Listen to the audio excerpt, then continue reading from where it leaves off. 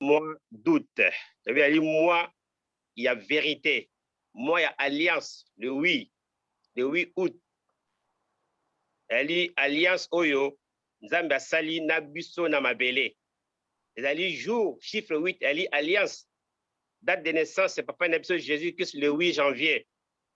Totali na moi moko, il y a makambo ya minene, il y a ba grande chose et ko passer na mokili oyo. Toyebi ndenge Noé azalaki sauvé. Alléluia. Alliance ya 8. Alors bandeko, sans plus tarder, to kopé sa parole pa ba chantre de l'Éternel, ba ko yembela papa Nabiso, lo yembo na kata louange, na kata adoration. Bakumisa papa na biso munene na ye makama munene azali kosala na kati ya royaume. Ba chante de l'Éternel na pesi bino liloba na kombo na Yesu Masiya. Amen. Amen. Elinzeza ye kopesa bomoi. Elinzeza ye awana se. Elinzeza ye kopesa bomoi. Awana se. Elinzeza ye kopesa kimya. Yende mobikisi. Elinzeza ye kopesa bomoi. Awana se. Elinzeza ye kopesa kimya. Elinzeza ye awana se. Elinzeza ye kopesa kimya. Yende mobikisi. Elinzeza ye kopesa kimya. Elinzeza ye awana se. Elinzeza ye kopesa bomoi. Yende mobikisi. Yesu aye kopesa bomoi. Awana se. Emmanuel aye kopesa kimya. Yende mobikisi. Elinzeza ye kopesa kimya. Awana se. Elinzeza ye kopesa bomoi. Yende mobikisi. Kembo na likolo na gloria na Yesu. Kembo azali monene na Yesu. Kembo na ndako ya David. Alleluia, Hosanna, Hosanna, Hosanna. Kembo na Elinzeza. Amen. Amen, amen. Amen, amen, amen. Amen, amen, amen. Merci, maman, papa. Bon, bandeko, sans plus tarder, to font la bamitema na biso bandeko pote to yamba liloba o papa na biso a memeli biso na mukolo ya lelo yo na mois d'août oyo ali mois ya vérité, mois ya makambo ya minene oyo ezali kosalama. Nzambe atie papa Eli na kati ya révélation na ye. Amen. Lobi boye. Tanga na likolo oyo bakomi nini? Le nouveau monde, c'est le royaume de Dieu. Alobi na transféré liloba na ngai vers le nouveau monde.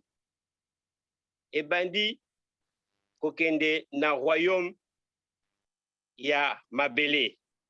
Liloba ya papa na biso Jésus-Christ Emmanuel ezokita na Elinzenza oyo azali sanctuaire ya Nzambe. Nango bandeko to fongola mitema na biso pona ko recevoir la parole de la divinité oyo ezopesa biso vie. Oyo ezopesa so bomoi. To kinzamo kitoko papa ayeko pesa biso bomoi. Ayeko sauver biso, ayeko bikisa biso. l'homme de la création, papa Nabiso Eli, Topesio Maloba papa, qu'on a collé ce loba, Yabo Moyi, na combo ya Jésus-Christ de Nazareth. Amen. Amen, amen, amen, alléluia. Alléluia, Kembo, Nanzambe. Merci, prophète Jérémie, pour notre service de Loba. Tosepeli na kati ya mitema na biso nyonso. Nazongisi merci na bana ya Nzambe, na chantre, na oyo nyonso tu ezali komonisama na kati ya liloba ya vérité. Tosambeli papa na biso, Kembo, na Nzambe. Alléluia, Jésus-Christ, le premier du monde. C'est toi qui donnes le souffle, papa. Nul ne vit sans que cela soit manifesté à toi. Nul n'est présent dans ce monde sans que toi tu le vois. Nul ne peut parler dans le monde sans que toi tu donnes le souffle. Car il n'y a qu'un seul Dieu dans la vérité de l'éternité de Dieu. Dieu comme il est notre amour. Dieu voit qu'il soit ensemble avec ses enfants, qu'il soit avec son représentant, avec ce serviteur, avec son peuple, avec son monde, aujourd'hui la terre. Et aujourd'hui, la terre est associée ensemble avec le ciel, qui comprennent les anges, les oiseaux, le service du ciel, les 24 vieillards, les 4 puissances de Dieu, qui manifestent de Dieu à l'homme, la promesse de Dieu, qui manifeste à l'homme les préceptes, les ordonnances de l'Éternel, qui se voient sur la terre de vivants. Tout cela a été la parole de Dieu. Au commencement a été la parole qui est avec Dieu, la parole qui est Dieu. Aujourd'hui, la même parole se fait chair. Et aujourd'hui, la parole qui est Jésus-Christ de Nazareth, laquelle Dieu commençait à parler avec ses prophètes. Et Dieu maintenant a changé la forme de la parole. Il parle à travers son Fils uni. Aujourd'hui, son Fils uni est venu encore avec sa descendance, l'Esprit du Père. L'Esprit du Père que le Seigneur a dit, maintenant, je parlerai à toi, Élie, pour parler au monde. Quand je parle à toi, je parle au monde. Et je te ferai exceptionnel. Comme je fais à Moïse, ce sera ma mission sur la terre. Tu es le plan de Dieu sur la terre. Tu es le plan de Dieu sur la terre. Tu es la bouche de l'Éternel. Et tu n'as pas de frontières. Je suis en toi et tu es en moi. Crois-moi, mon fils, quand je te parle, je le réaliserai. Tout ce que je t'ai parlé, ça s'accomplira au nom de Jésus-Christ, Emmanuel, Dieu vivant. Et aujourd'hui, la parole de l'accomplissement, la parole par l'exécution de l'accomplissement est assise sur la terre de vivant maintenant aujourd'hui. La parole est accomplie par Daniel 12. La parole est accomplie par l'amour de l'Éternel, par la parole de la vérité, par la signature, la garantie, le sanctuaire, le tabernacle. La parole est maintenant présente sur la terre de vivant. La parole qui se fait chair et la parole qui est l'esprit et l'esprit humain. Il n'est pas comme d'autres. Il est incomparable à tous les hommes sur la terre de vivant. Car Dieu demeure à sa position, l'Éternel Dieu. Dieu, tu demeures toujours fidèle, Dieu. Seigneur Dieu, je te demande aujourd'hui, par l'alliance qui s'est accomplie aujourd'hui, cette alliance nous a porté la sanctification du sang par les saintes saintes, la sainte sainte, la vérité de la parole qui nous porte le sang de Jésus et l'esprit de Jésus-Christ de Nazareth. La promesse que nous portons aujourd'hui, et Dieu a manifesté cette promesse aujourd'hui. Car Dieu demande à ses enfants, faites-moi ça, je mange avec vous, je bois avec vous. Mais crois-moi, cela va changer. Quand je reviendrai à ce moment-là, je ferai ces saintes scènes ensemble avec vous, par là où je serai avec vous. Le moment n'est pas encore là. Je ne mange pas ça aujourd'hui, mais quand je viendrai, je mangerai avec vous. C'est un signe de l'évidence de la vérité par la parole de la puissance de l'Éternel de Dieu. C'est la vérité qui demeure la vérité, rien que la vérité. La vérité demeurera la vérité. Personne ne changera la vérité. Même si la chair veut changer la vérité, il ne dominera jamais l'esprit. Car l'esprit a fait toute chair. C'est l'esprit qui vivifie. Nous sommes, Seigneur, mon Père. Je te remercie. Ce que tu as fait à ma personnalité, tu as fait ça à tes enfants, à ton peuple Israël.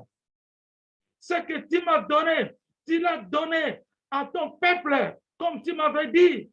L'onction de 12 et 3, je n'ai pas seulement donné à Abraham, mais j'ai montré ça comme preuve de la vérité pour la maison de l'Israël, pour leur futur. Cette onction, c'est l'onction qui doit manifester pour organiser ce monde, rendre ce monde par le Congo, le premier monde, qui sera le monde, qui sera la bénédiction de ce monde à partir de mon fils. Il n'y aura plus de monde, il n'y aura plus de division, il n'y aura plus de portée des paroles de Dieu partout. Il n'y aura qu'une seule parole qui demeure par les représentants de l'Éternel sur la terre de vivant. Et cela a commencé à manifester. On a plusieurs prêtres dans ce monde, plusieurs pasteurs dans ce monde. Ils ne peuvent pas bloquer ce qui se passe aujourd'hui. Ils ne peuvent pas bloquer le vent. Ils ne peuvent pas bloquer le dégagement que l'Éternel commence à saccager des maisons, de n'importe quoi. Personne qui peut prier pour changer l'atmosphère de Dieu, pour changer la parole de Dieu. C'est une évidence terrible. C'est une épreuve fondamentale par la parole de la divinité. Au nom de Jésus-Christ et Yahweh. Seigneur, tu as gagné.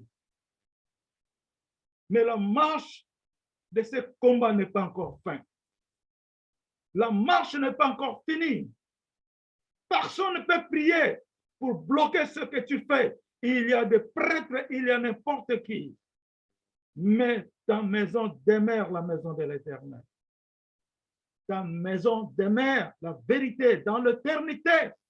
Comme tu as signifié à ton fils, mon fils, lève-toi, lève-toi, la vérité est à ton côté.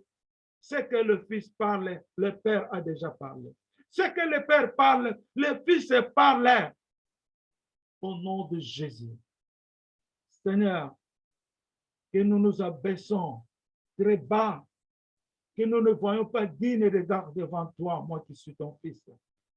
Tu m'as fait que je sois aussi humain comme eux, afin que nous soyons ensemble, afin que je leur démontre ton amour, afin que je leur démontre comment mon papa est. Jésus-Christ, tu as fait ça la même chose quand tu étais. Et aujourd'hui, ton fils est venu de faire la même chose. Merci, papa. Je te demande de pardonner tes enfants d'abord, qui se sont soumis dans la parole de la divinité. Et que ton pardon aussi pardonne ceux qui ne voient pas, ceux qui sont aveugles. Toi seul, Dieu, tu es capable de les pardonner. Que ton sang coule en eux, afin que nous soyons sanctifiés, purifiés. Hosanna Kembona Yesu. Merci Seigneur. Fortifie nos corps, fortifie toute notre appartenance. Faites-la que ce soit ta bienveillance. Faites-la que ce soit ton objectif privé, son objectif particulier de toi-même. Comme tu dis, le Congo est la propriété propre de l'Éternel Jireh, Jésus-Christ de Nazareth. Et le Congo qu'on voit, le Congo est l'Afrique, le Congo est le monde. C'est parce que tu as dit Quand je parle à toi, tu parles dans le monde. Mais le monde n'a pas encore saisi. Mais ça vient comme de l'eau qui coule un peu. Comme l'enfant est né et cet enfant doit être grandi. Au fur et à mesure, il deviendra grand et il commençait à percevoir la position de cet enfant. L'enfant nous est donné. Seigneur, nous dépendons que de toi. Nous sommes tes brebis. Tu es venu comme indiqué dans le chapitre d'Ézéchiel 34, verset 10 à 11. Vous êtes venus nous arracher auprès de ces pasteurs-là qui prêchaient, auprès des autorités qui donnaient les ordres. Vous êtes venus nous arracher de leurs mains et prendre soin de toi-même à tes enfants. Ce qui indique la parole de la divinité 34, Ézéchiel. Et tu es là. Et tu nous as donné une bénédiction. Le Seigneur est venu parmi ses enfants. Nous sommes devenus un. Nous sommes devenus Dieu, car tu nous as aimés. Le monde que tu as aimé et que tu as donné, ton amour, Jésus-Christ de Nazareth. Quiconque l'aimait aura la vie éternelle. Quiconque le refusait n'aura pas la vie éternelle. Seront perdus tous. L'heure est venue par la puissance de la croix. Que la bénédiction que tu nous as apportée, que la bénédiction soit vêtue dans le corps des enfants de Mekongo Israël. Que cette bénédiction, ces enfants les prennent maintenant, qu'ils soient guéris, que leur cœur soit changé, qu'ils ne portent plus le cœur de briques, le cœur de ciment, le cœur de pierre, le cœur de fer, mais ils portent le cœur d'Emmanuel. Car Emmanuel est en représentation, Emmanuel qui est toi-même en lui, que nous portons la vie d'Emmanuel, que nous portons l'essence de l'Emmanuel, car tu nous as prêché. Qu'est-ce qu'un prophète? C'est un homme de sens qui vit par l'esprit de l'éternité, Jésus, que nous vivons maintenant en lui seul, car toi tu es en lui et toi tu es en nous, que nous deviendrons maintenant dans le mariage qui s'est venu maintenant officialiser, que le mariage de Jésus-Christ est accompli. Ça nous reste que l'inauguration, les jours que nous serons sur la terre de vivants là, là où nous avons laissé très loin. Ces jours-là sera la célébration totale. L'amour de l'Éternel va manifester et ça sera complètement fini pour la gloire de Dieu qui va être supérieure au-dessus de toutes les autorités. La récréation du diable va être épuisée, finie, expirée. Et Jésus-Christ qui prend le monopole des quatre coins de la terre. Kembo na Yesu, Kembo à mon papa, ta parole est vérité, demeurera véritable parole de Dieu. Demeurera l'exécution par la parole de Dieu. L'accomplissement a été fait depuis que tu l'as parlé au cœur dans le ciel. Et cette parole aujourd'hui est devenue exécutée sur la terre de vivants, est devenue matérialisée. Tolinga, Tolinga te, Emmanuel est venu pour sauver. Na kombo na Yesu, par la puissance de la croix, par l'autorité de la croix suprême, que les enfants se lèvent. Réveille-toi, peuple israélite. Ne dorme pas. Réveille-toi. Je parle dans l'ensemble de mon papa. Réveille-toi des choses bizarres. Réveille-toi des lamentations sataniques dans vos cœurs. Réveille-toi que vous ayez la force d'être réveillé aujourd'hui. Marche en abondance par l'éternité car Jésus-Christ est venu sauver son serviteur.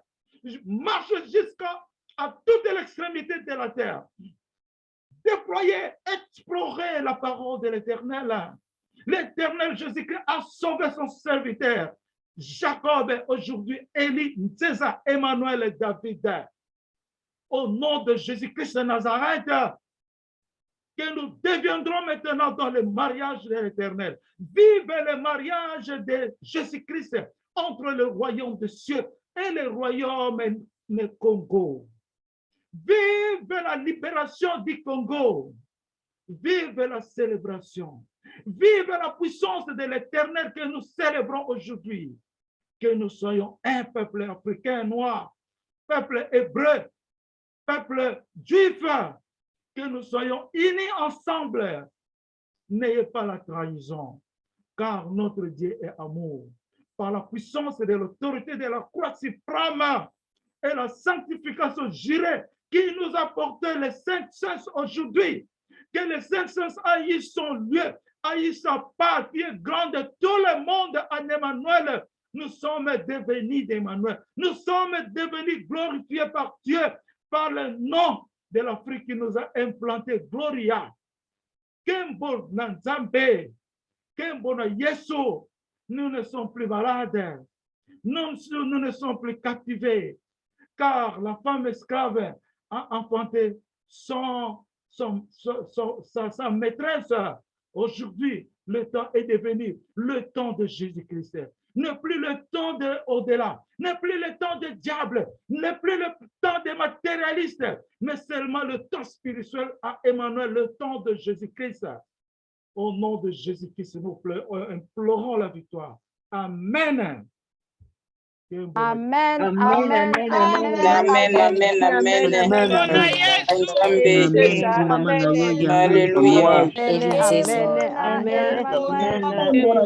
Hallelujah. Kembo na Nzambe, Kembo na Yesu, Kembo na Elinzeza. Kembo na Elinzeza, notre sauveur. Alléluia. Amen. Alléluia.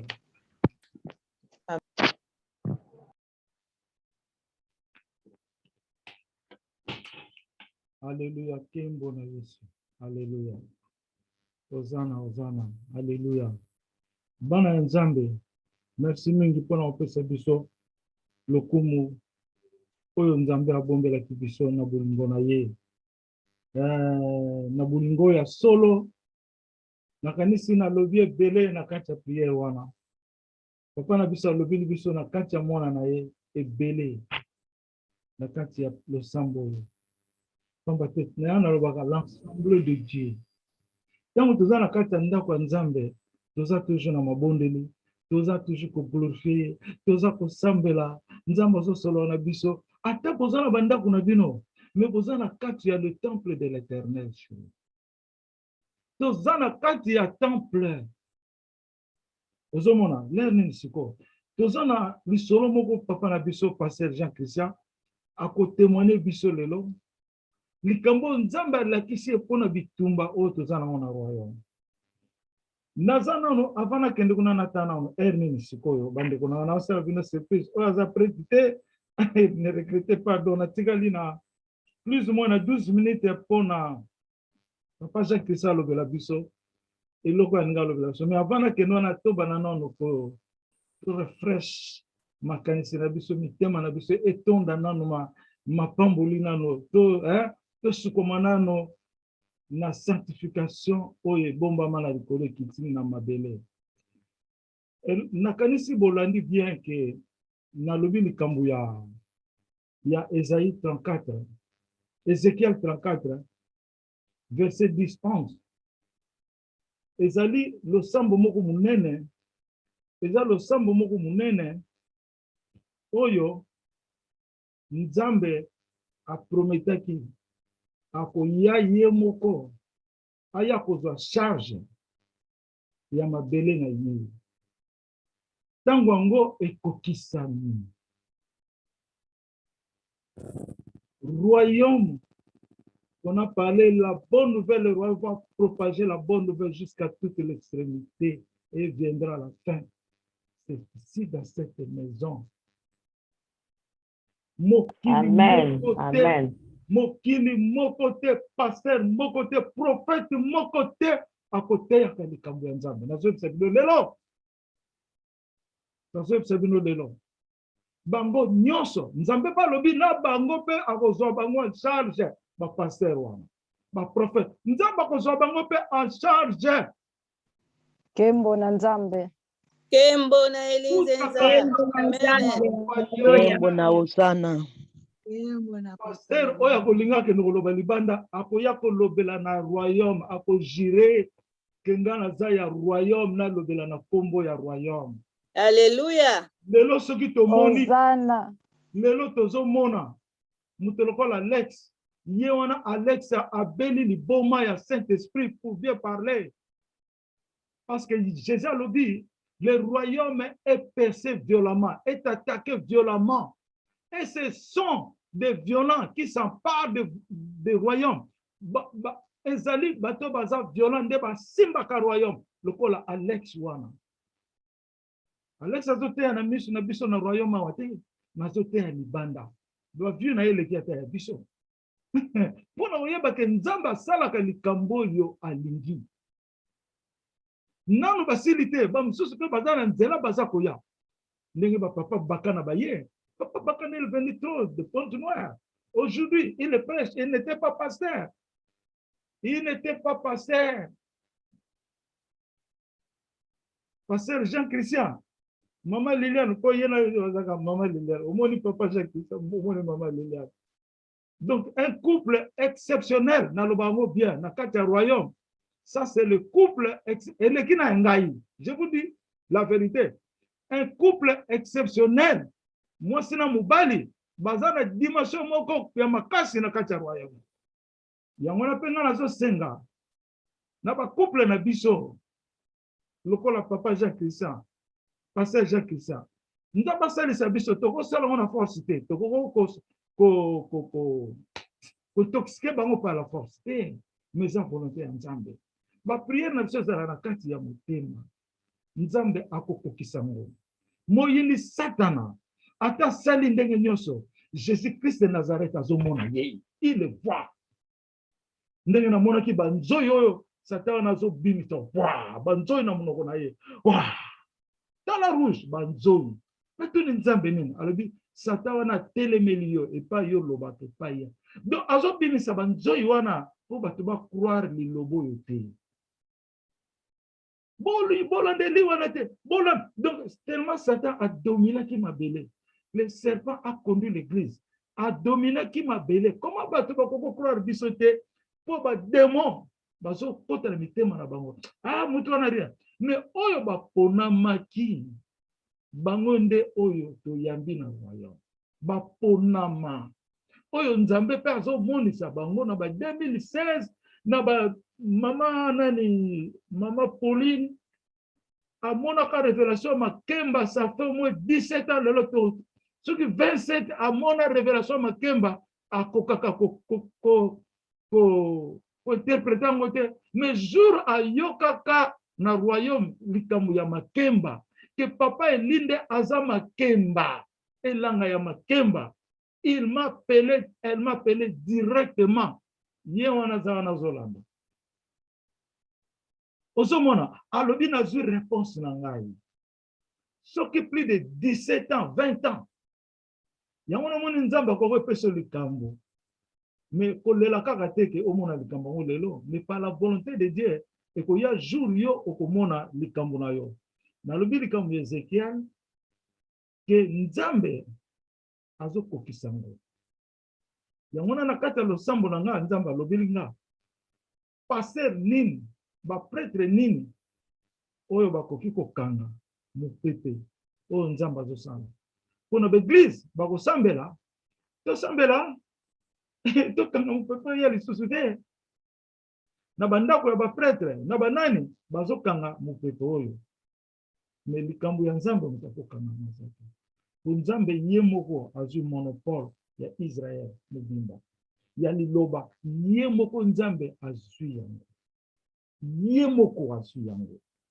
azwi bana na ye les saints ndenge zoloba na wapi na Daniel 7:27 azwi ba saints na ye biso nyonso atie biso esika moko. C'est ça le moment que les saints de Dieu vont dominer le monde. Vous sont si maté bande ko na ye. Ne faut plus reculer, ne reculez pas. Bozo mona on a mis son abino. Ne recule pas. Tu kana peta nanu moi curiosité mkenata na nanu bana nga. Oyo baza ko moni sama. Na o bazo moni msate papa na nga zo mona bino pa ekozali. Bobomba mité azo mona bino nyonso. Mon père vous voyez là où vous êtes vous azo mona bino. Na oyo pe balingi ko yate azo mona bango na ba position bazala bandako na bango. je parle la vérité, rien que la vérité. Ozomona, azomona batu nyonso. Donc, ce que yo lobe ko yana yo te, po oza soki nini, to nini, problème nini. Mais papa nanga azo vivre yo. Na yebisa bino. Alléluia. Ozomona kembo na Yesu, kembo na Nzambe. Amen. Donc, Amen. Amen. Kembo Amen. na Amen. Elinzenza. Amen. Elinzenza. Amen.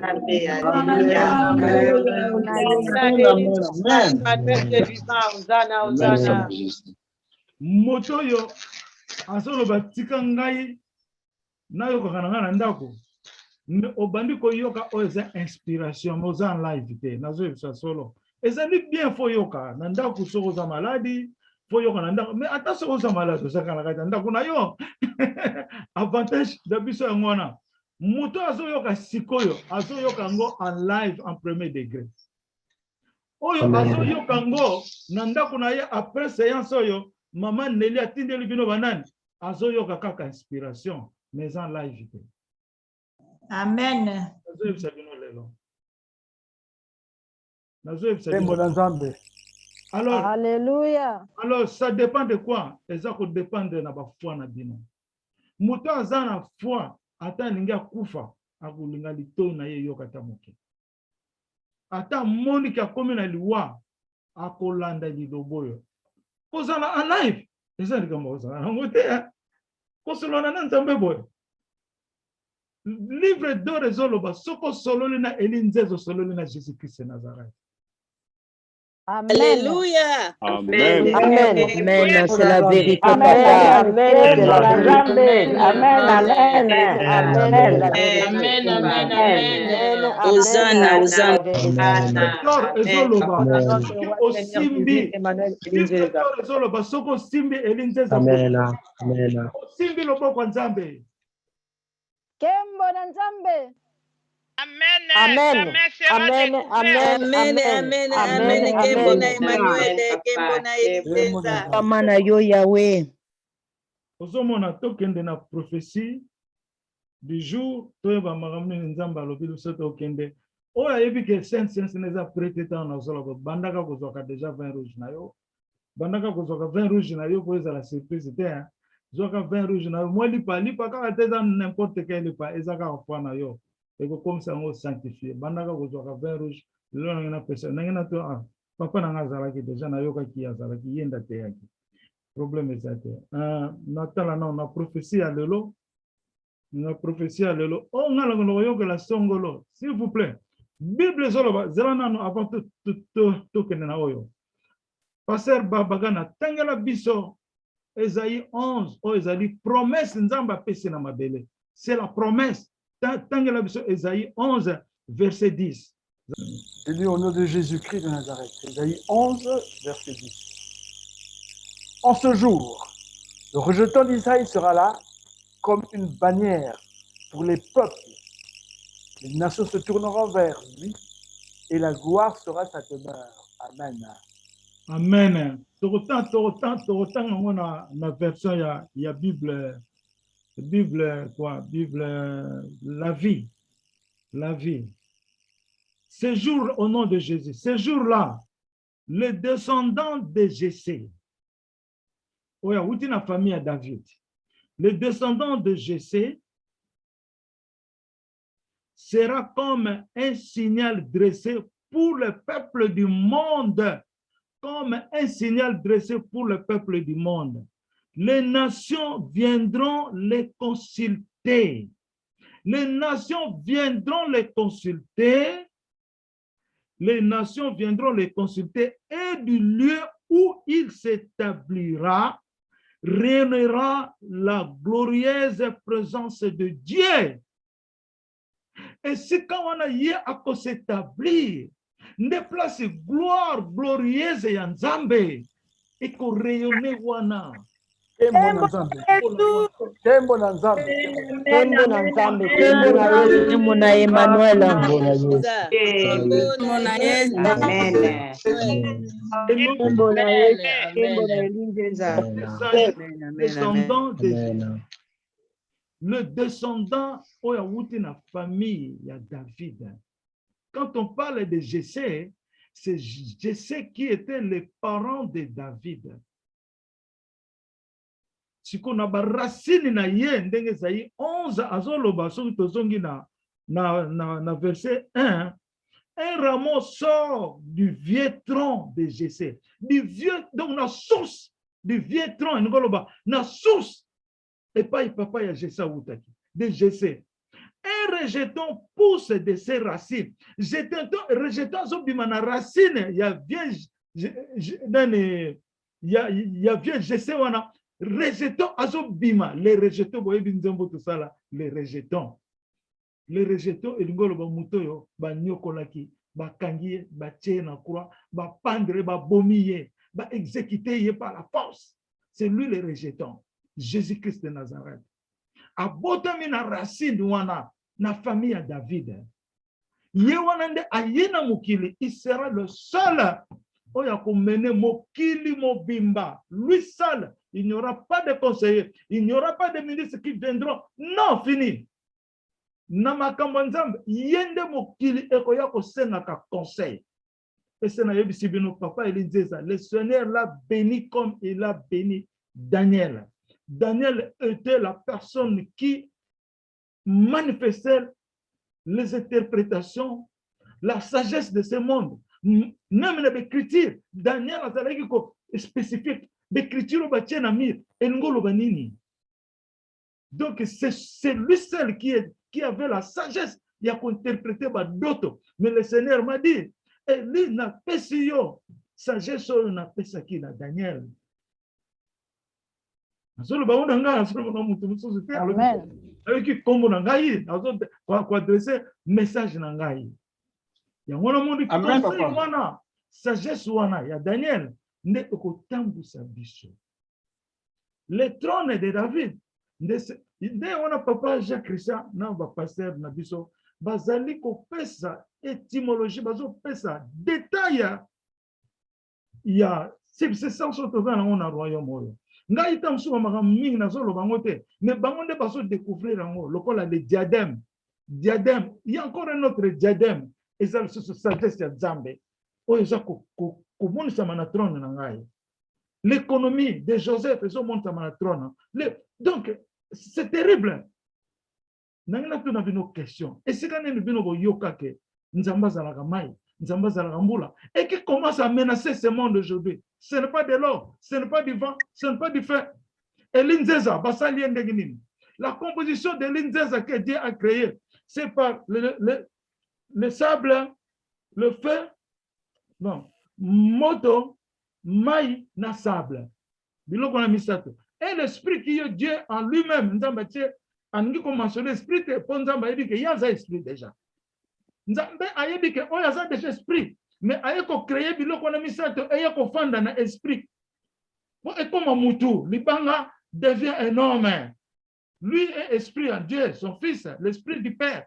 Mais a créé ce que Mabanga, Libanga, moto, na maï. Pour essangana et ça l'objectif de force et on a le vina pécio et oyo au détrôner Congo na libulu ya Satan au Congo.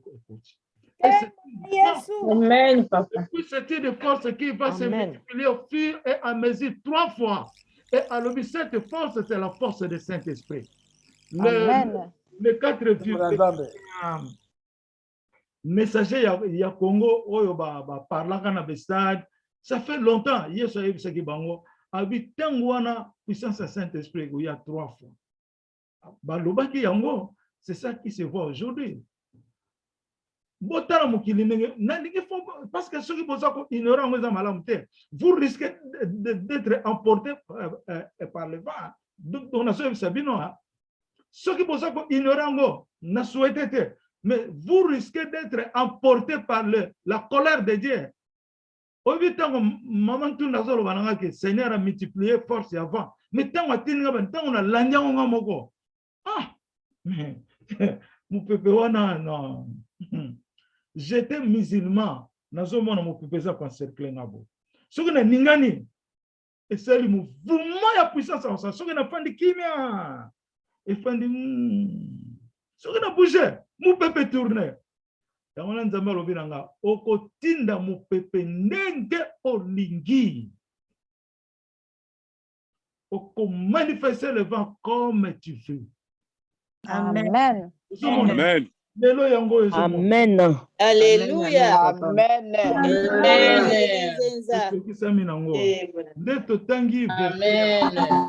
Totangi verset 34 ya totangi psaume 11 ezali nzamba lobi na tindi promesse na ngai na Esaïe 11 comme elinzeza ma promesse.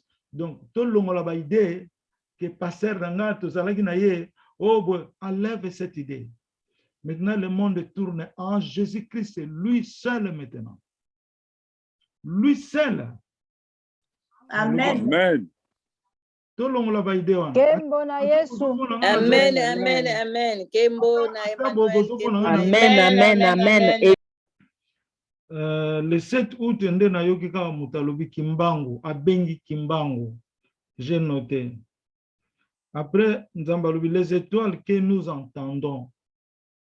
On a 2h23, na 2h du matin, 53 minutes. 53 minutes, Nzambalobi, les étoiles que nous entendons. Donc, ba étoile ezanine, ezali batu. Ba étoile ezali pe ba angelo. Tout le monde samaka sous forme ya étoile. Tant on zamba talaka biso na likolo, a monde saka biso na étoile nenga bengaka Abraham, abimise banda ozomona étoile, étoile oyo na kotinda prospérité pona yo. Ozomona ezana hansi na Genèse 15 si je me trompe pas.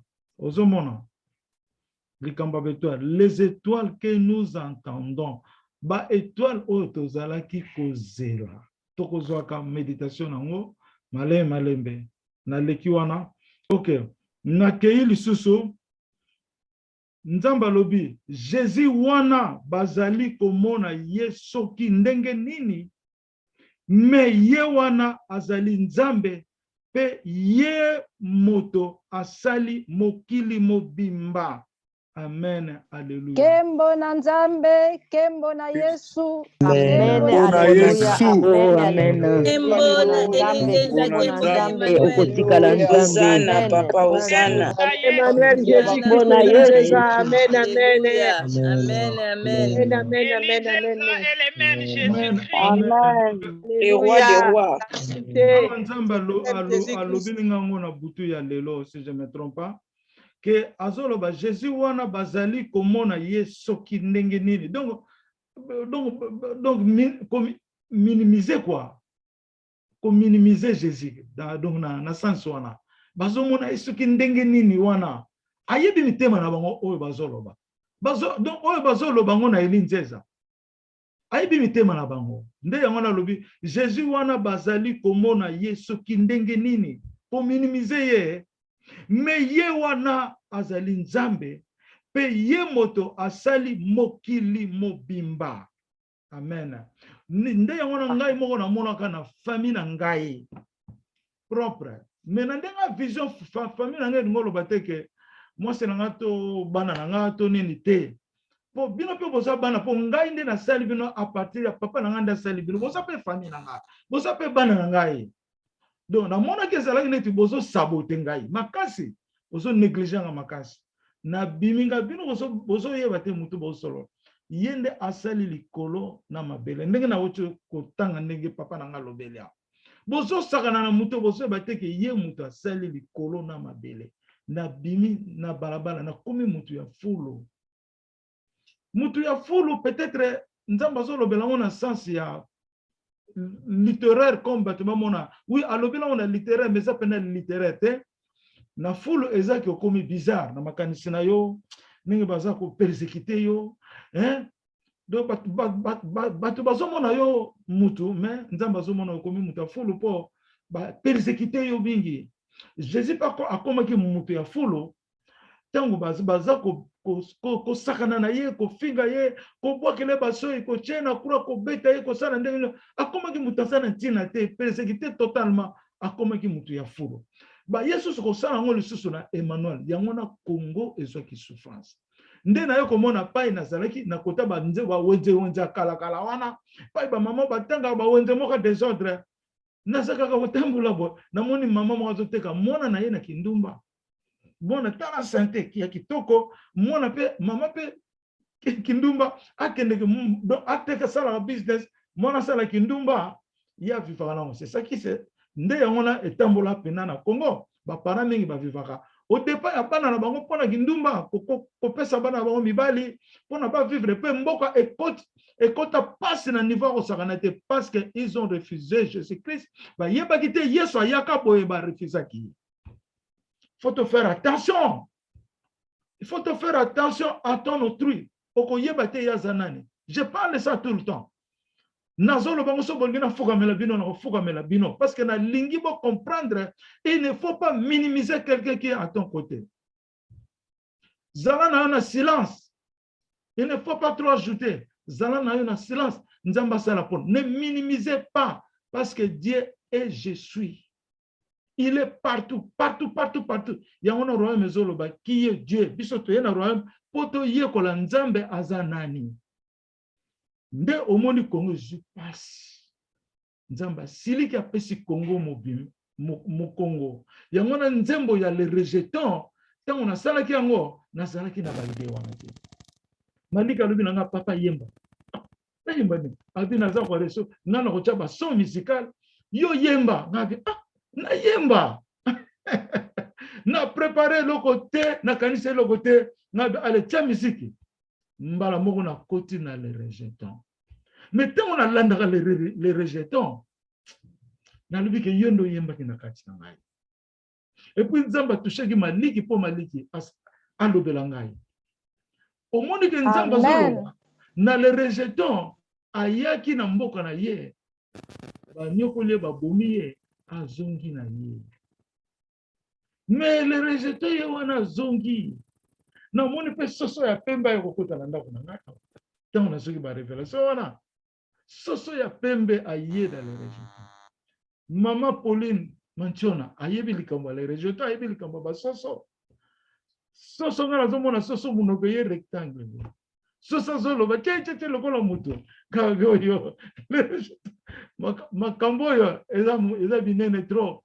monde de révélation eza kitoko trop mukili ya révélation eza mukili mususu eza lokolo te ozomona nde yango wana tokopesa siko liloba na papa Jean Christian apesa biso message oyo azwi mama na biso pe Agnès Chantal mama ya bana kitoko kuna baza pe kolanda biso bayoka message oyo papa na biso pasteur Jean Christian zopesa biso. À toi papa. Merci papa Jésus na maloba o pesingai na pesi mbote na bandeko nyonso ba fidèle de Dieu fidèle ya Emmanuel isika bazwani na kombo ya Jésus Christ Emmanuel papa na biso. Ezalaki la nuit du 31 au 1er. Quand on a dit que la nuit du 31 au 1er, c'est-à-dire c'était le premier Natongo. Le premier Natongo aux environs, je crois, de 6 heures du matin. Nde papa Nabiso, Jésus-Christ Emmanuel, à côté de Sakinga, Nakati, il y a révélation, où on a dit au Pesa Sikol. Emmanuel, à côté de Sakinga, Nakati, il y a révélation. Avant qu'on la kisangai nakati ya zoom. Quand on dit zoom, on dit royaume directement. Oui, ça dit zoom il y a royaume. Alors il y a 3 catégories de personnes. Oui, bazali kokota na zoom. Première catégorie, Emmanuel Alexingai, ezali maman moko akotaki na zoom na profil ya royaume. C'est-à-dire azaki na niveau ya musala, azaki na posa toujours azala na kati na zoom. Donc même na niveau musala asalaki nyonso akoti na zoom. Profil bimaki, profil ya royaume. Ba logo tozaka nango na royaume. On peut cet exemple. Il y a le logo papa yima akota nango ya wana mama Liliane tazo kota nango logo mama Chantal akota nango ba logo mo ya Jean wana logo du dernier moment na se kombo nenga ibimaka nenga tuzota papa siko kombo papa ezo na se donc tant mutazo baka kombo ibimaka na se ou bien tant mutase connecté kombo ne ibimaka na se kombo pe ya mama ne ibimaka na se mais comment mama Emmanuel Alexandre te kombo ne donc maman na se connecta qui na profil il y a royaume il y a ba logo et du Nicolo il y a dernier moment comme on est imaginer on a première catégorie il y a personne où il y a se connecta qui là se connecta na kati il y a Zoom après Alexis est sur deuxième catégorie on est là bon à passer à la deuxième catégorie d'individus deuxième catégorie sikoyo mutuana normalement à côté tant à côté zoom mbala moko zoom liboso mobile na kota kate zoom ezui et zoom mobile na ye mobile ne soit azaki na bilambate azaki ka ndenge babota ye zoom mobile ne mbala mobile na zalaki te zoom ndenge mamana à kota ki zoom mobile na ye après toujours dans la même trajectoire il y a zoomage wana et zoom ce que moi si mobile azali ya kotelema donc ezwi mbala moko non mobile c'est on dirait que mobile muto se connecter na plateforme moi aussi donc pour mobile muto azali vraiment vers l'écran en première position moi je suis azali un peu 2 mètres il y a distance par rapport à mobile avant ce qu'on a quitté mais face à face na écran mais après le mari c'est-à-dire mari muto abimaki zoom yeux du bosso donc juillet zoomé puis zoomé moi si comme mobile azaki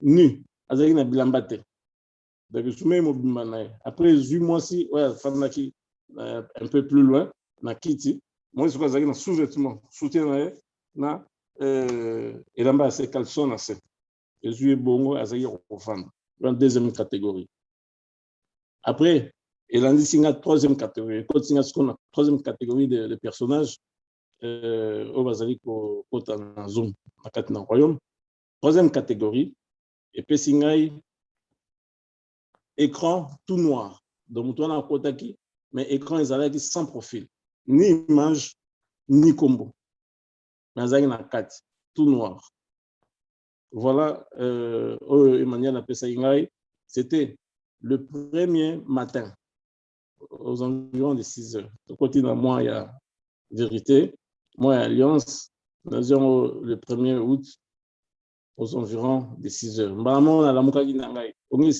je me suis dit, je me réveille dans Sambel. Voilà, papa, merci. Alléluia. Kembo na Nzambe.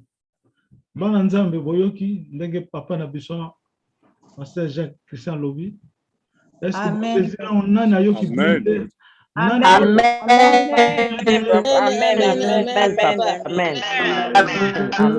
Amen. Donc, avant Nana Loba, Nani ayoki ye bien te, papa awa toyoki bien te, Loba ki ndenge nini papa na première catégorie, Loba ki boye na yoka ki bien te, Nani akoki kotuna question. Pour na lingi biso tout saisir yango. J'ai 3 catégories. Nani akokotuna. Surtout mutakotuna tuni. So mutakotuna te boye singai na loba. Amen. Amen. Amen. Papa, merci. Papa, Pasteur Bagana. De quoi? Papa, donc la bishop a catégorie Nisatoana. À replacer en gauche, mais comprendre bien, papa. Merci. Zelangai na expliquer ndenge alobeli. Papa so amoni ke na lobi na zangisi liloba. Ye a complété to abomisango. Amoni na le 1er août na le jour ya liboso ya alliance tozana ona mwa oyo. Amoni na kati ya Zoom, tozana kati ya conférence ya Zoom. Azomona ezaki na 3 catégories. Première catégorie aza komona mutu akoti na logo ndenge ba logo oyo eza neti ya mama Liliane, ya mama Chantal Beka, na oyo ngai pe ezomonana muto akoti wana. Bon, nakotuna papa question. Na logo wana kombo na yo lobi monanaki te. Kombo ya muto akotaki ebimaki na se kaka lolenge ezobima ntango tokoti na chaque profil ebimaki na se. Mais kombo ya mutu vraiment ezaki naoki koidentifier yango te, mais ezali kaka kombo ndenge ebimaka na baprofil na biso na se papa. Siko passer bakana question nini ngai ekotuna na première catégorie. Amen. Papa, question à venir à tout là. Geste, c'est-à-dire que catégorie Motaliboso, geste nini et kaki, oyo, ils ont attiré attention na biso pour te comprendre le message oyo et kangami na kati ya révélation. Amen.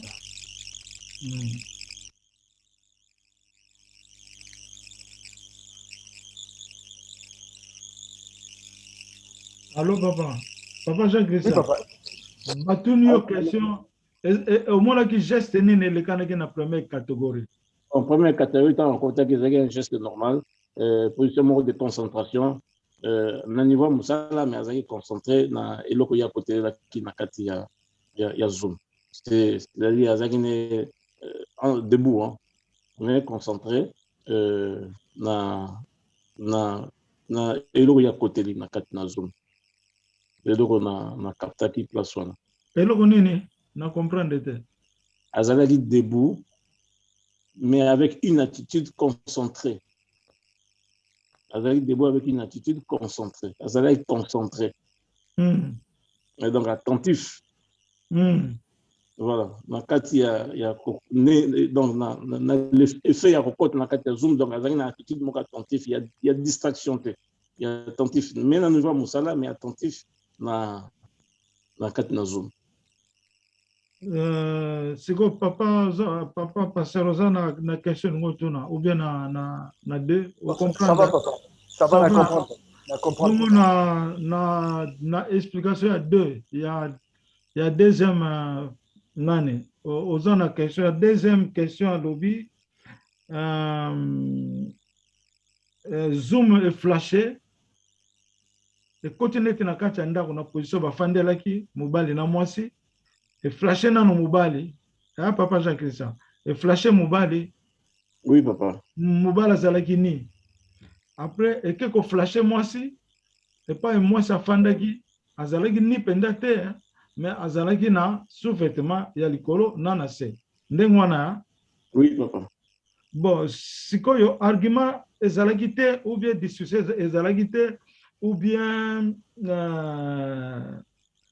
si on a comprendre ce qu'on bien na mouvement ezalaki te entre bango mibale to nini ba fandi kaka bazotala kaka. Ouais, ezalaki debout ezalaki face à face ezalaki face à face te na écran. Ezalaki debout ya mopanzi. Donc c'est-à-dire que azalaki debout mais moi mouké vers écran. Moi, donc épaule mon vers zoom, mais il y a pas baluki légèrement vers écran de façon que aux hommes donc c'est-à-dire tellement qu'il était face à face boy écran, mais un peu oblique. Au moment face à face, mais un peu de côté. On a mobile tellement qui bon. C'est comme moi si avant qui na kiti, à l'autre face à face c'est qu'on a caméra. Mais il y a un kiti na tenu en azalaki na pa position na bango ezalaki bon, mais à 2 mètres à peu près il y a séparation. Il y a 2 mètres entre moi et mobile. C'est ça papa. Bon, il y a misato nengo lobby vraiment totalement ezalaki flou noir. Kombo ezate position pe monanité kaka noir. Tout noir papa. Mais mouton aza na zoom, mais à mon année noir. Indication te bon. Merci beaucoup. Nana za susu na mutuna notuna. Nana za na question. Boto continuer. Première catégorie, on a déjà logo na biso, ya Maman Liliane, Maman Chantal, ngai moko. Après, à tellement qui na position moko attentif, on a ma bête.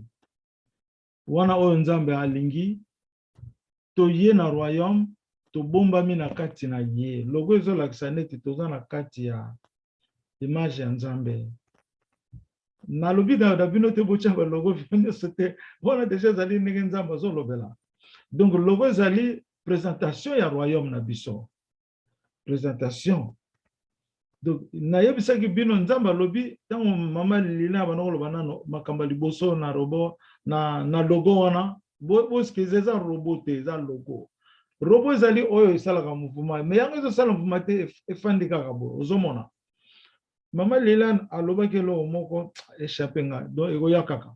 Donc logo ezola bon tant Maman Liliane azoloba na kati nga nazoloba na Nzambe que muto oya ndimi présentation ya logo wana même na makanisi na ye azuma pamboli po yango nde oyo Nzambe eleli biso na image wana na parole wana po eza pe parole logo wana eza liloba na mona Nzambe tête à tête na position ya Nzambe oyo lisu moko na mona tango nazalaki ko expliquer image na mona ki ndenge dragon non ezalaki image ya moi ya moi ndenge Yesu aye ndenge Nzambe azoki emerald akati azui lumière na ye ya Nzambe atie na emerald lumière so bima na côté ya mususu ya emerald nde ezali Jésus-Christ aye ko refléter biso lumière ya Nzambe nde na expliquer yango na ndenge nga nazala ko expliquer nde Nzambe amonisa makina. Donc oyo eza siko logo eza presque ndenge moko na image na mona pona mona ki ba projecteur po ba projecteur ya Nzambe azolo balanga libérer na projecteur soko mona ngo boba misino kufa ko ziko ezaki na haute degré ya température au monde ba projecteur ba building amine na ko kende pembeni na ngote batala ngo boite mais ya Nzambe sikoyo ozo talisa mukilo lumière Nzambe ko supporter ngoto ko kufa oko koma ta pembeni te mais yango na tinda ki Jésus a commis lumière ya Nzambe na mabele la vie la lumière des hommes Nzambe personnellement ko yana mukili boite na mnene na ye yango na tie mona ne Yesu po azala représentant na ye na mabele yango na Yesu alati emerald na nzo na mona ninga ke so kate emerald boy wana nde Jésus-Christ aza emerald aza gloire ya Nzambe. Alors logo ndenge lelo asali logo na ilongi ya Elinzeza akomi gloire ya Nzambe na mabele akomi monopole ya Nzambe na reine ya Jésus-Christ na mabele mais na kati ya Emmanuel ye moko Nzambe azali wana. Alors yango no moni ke oyo amonisa maki liboso na première catégorie atelamaki attentif mais logo ezalaki wana donc wana aza protégé aza na kati ya Nzambe aza na kati ya mapamboli ya papa okoki ko préserve so ezalaki logo ya modèle nene to lobi trois logo to lobi ya Maman Liliane to lobi ya Maman Chantal ya papa Elinzeza yango ezalia yibo ya Maman Chantal na ya papa Elinzeza za presque ndenge moko siko logo nini oyo monaki ya mutaliboso et bandai plus aucune naissance ya oyo tie na simano mikolo do oyo mona na simana siko oui nde yango e manifestaki oui même couleur que na profil na ozo kota mikolo. Bon sikoyo après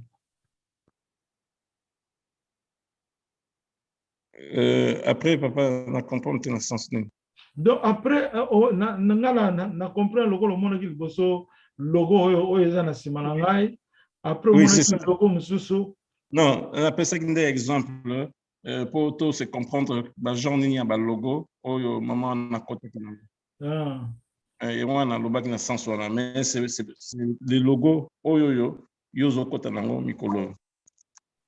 Amen. Donc logo on a kota nango ezaka yango moko na ya Maman Liliane yango moko na Maman Chantal parce que logo ngo eza munene soki ochango na katikati ebimisinga neti na modèle ya Maman Chantal Soko tiango na panzi nanga ebimisi modèle ya nani ya mama Liliane mais ça quand même logo.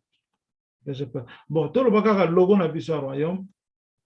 Yango na papa na telemela ki soki pe mama nzamba yebi yende azalaki attentif pe azaki na kati ya monene ya nzambe yango na mimonisa maki logo wana.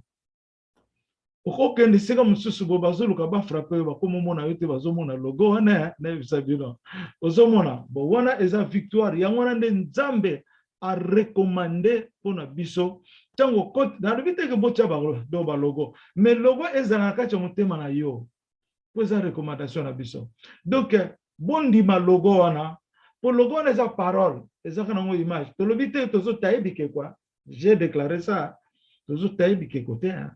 Mais toza koma écriture ba dessin on a tozo mon eza image tozo koma pona ko révéler biso ndenge likambo ezali ozo mona ndenge Joseph amona Pharaon amona ki ba ngombe 7 na ya ba ngombe 7 ya mikeza na ki ba image abani amona ki Babylone amona ki ekeko ya libanga ya Babylone yemoko aza libanga mais libanga na li pierre betaki yango donc eza image na parole eza parole donc pour bien parler le logo c'est la parole de l'Éternel. Donc na numéro 2 ça ne passe mingi pona ngai yawa parce que logo ele lisangande yango mingi bazoya na kati ya royaume oyo bazoya pona ba bienveillance na bango na bango balingi logo protéger bango te et monisi nidité à mobali parce que mobali n'est pas là mais comme elle est dans la maison comme elle est dans la maison là où c'est le je te dis la vérité parce que ça c'est l'abomination, impudicité. Donc, impureté à Moubali naye, le col a moins ça fongola qui logo, a fongola qui zoom. Tant que zoom on a zoom au carabo fongoli zoom. Yebaka kenzambe azawana déjà coaché. Combien de fois n'a royé bisabino? Zoom c'est ça la maman moko na loba kombote. Na wana toza na Skype na moni na nzoto na ye ndenge abendi bilamba na makolo na ye na benja na lobaki yango clair nga beza na mama moko zo fanda bien te mama fanda bien azomona yo bien zo fanda malamu te ata so fandi na toilette na kono mona o fandi na toilette donc nazo yebisa yo pona lobaka na ngate na bomba na ngai mama na benga kanga na téléphone abi papa ezalaki ngai asenga kesi nga bitala toye bango bien tango papa elinzeza zoloba Jésus Christ qui parle ba angelou bazawana ba service des wana nana pesa un exemple mo tango nazoko no sala minu nanga pas dentiste nanga angelou azawana tango docteur azako tala nga minu angelou azawana asa poko tala nga munoko na kati na ngai osomona na ebisi docteur na bo ebindenge na zabu na zanga mote ba angelo na zambe bazawa angelo ndenge yo simba munoko na ndenge angelo pe azo tala munoko na na kati na ebisa lubi c'est vrai avia seke to zo mapamboli na hôpital to zo mapamboli na hôpital oyo deuxième fois docteur na ye mususu ayaki kosimba ngai tanga siminga na moni siko angelo ya mundele abandi ko inspecter ba matériel ya docteur esika bana ko simbanga angelo abandi ko inspecter ba matériel wana bien vous savez que l'Inzeza mais faites attention. Alléluia, kembona elinzeza. Amen, amen,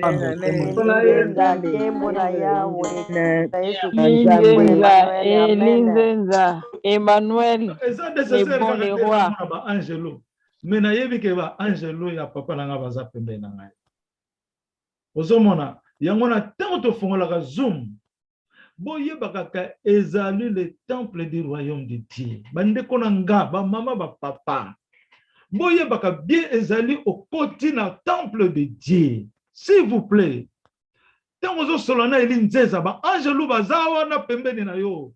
Tu ne vois pas. Kembo na Yesu, kembo na Emmanuel. Faites attention, faites attention. Okoko finga nengo lingi mokomona bango te nzambe pa osele loko te loko ba angelo basalaka. Pasa kokoma. Faites attention. Faites attention, faites attention.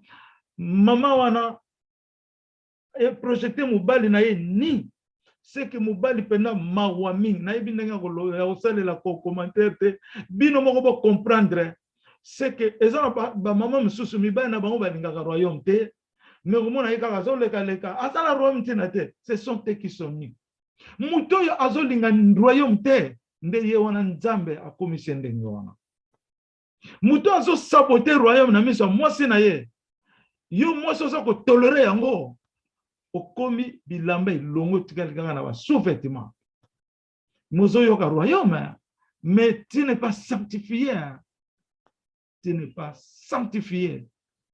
Faut faire attention na ba mibali na bino na basi na bino. Nzambe abangaka mutu te. Nzambe akoko ko tombola Congo même avec 2 personnes. Même mutaza te nzambe a libéré mboko na ye. A libéré ngo. Abomaki bato nyonso na mokino mobimba. Na tiaki ye musapi. Na kenoko finga ye. Na salaki bo. Lelo ezo sala mawa. Qui peut parler? Lelo oyo makambo ezo leka. Qui peut parler? La puissance du monde n'est pas. Personne. Vous avez oublié la puissance de l'Éternel. Il y a une deuxième catégorie. Deuxième catégorie. Naba mama, ozo meka olanda royaume. Ça c'est vrai. Mais faites attention à votre conjoint na bino pembeni wana. Faites attention. Faites attention. Et pas yo ozali comme conseil, hein? Ce qu'on dit que mobali na za na royaume te alinga royaume te, soit où tu es seul, soit où tu es seul. Ce qui papa yo kakape royaume tika ya yo kapo azama bondeli. A yo ka seul le côté pour na yo ba rapport moko ya bien pour na papa na biso wana banda kwa boko yo kaka ba témoignage na malembe. Mais nzamba zo bana bato bazana ingratitude bazo reconnaître nzambe te. Baza ko tiens mona na ye musapi boyi. Et on a bazo bima ni quand vous sortez ni à l'image de Dieu, yeba ko za ko la matiti. Matiti o ninga kate. Et le jour vient, tu seras disparu au jugement. Nazo banga mutute nazo lo bango boyi. Je n'ai pas peur de quelqu'un qui que ce soit. Il faut faire attention à la deuxième catégorie. Faites attention. Ce que maman zo supporter ba caprice mbali na yo. Yeba koza na sous-vêtement. Faites attention, tu peux rater le royaume. Liboso nzambe liboso. Po nzambe nde apesi mobali wana. Mobali wana pe nzambe nde apesi mwasi wana. Mobali wana na mwasi wana nzambe nde apesi bino souffle bozana na mukili. Oyo bozo loba na yango. Oyo bozo vivre, c'est Dieu qui vous a donné ce souffle qui s'appelle Jésus-Christ de Nazareth. Donc c'est la troisième catégorie. Troisième catégorie ezalaki butazali mais flou néant zéro.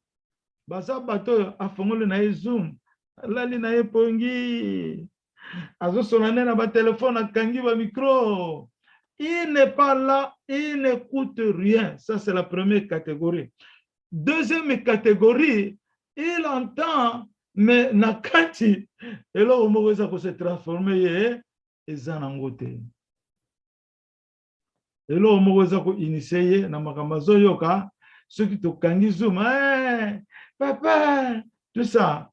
0 sur 10, à jouer l'autre côté. À récolter graines, semences, mon côté. Yangona la qui se flou. Yangona la qui se flou. Troisième catégorie nango. Pour na bane na deuxième donc néa. Troisième oyo ba insulta biso aye comme espion ayo kama kamni nezoleka. Bangona nde eza flou wana nzamba reye flou. Flou c'est trop grave que mouton azani. Quand même, Nzamba Mounié, c'est encore bien.